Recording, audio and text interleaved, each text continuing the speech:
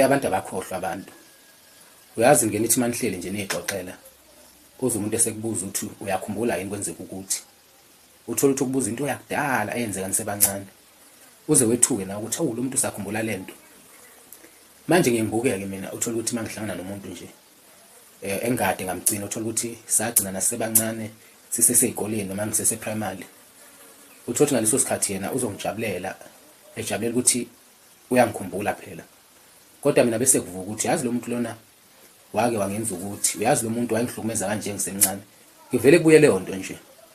Kodwa yena uthola ukuthi uthatha ngokuthi hawo izinto nje ezazenzeka nisakhula nisezingane. Kodwa mina angikhohlwa mina. Noma ngabe yini yakuyenzeka. Noma ngisho umuntu engalwa naye sese primary. Uma ngimbona ngoba sesebangaka nje. Ngiyangikhumbula ukuthi lo muntu kambe ngake ngalwa naye.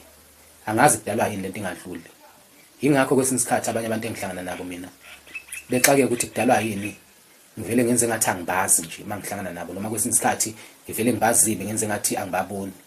Ngoba ngaso sonke isikhathi mangisuke ngihlangana nomuntu mina kubuya konke umlando wezinto ezake zenzeka ezedlule.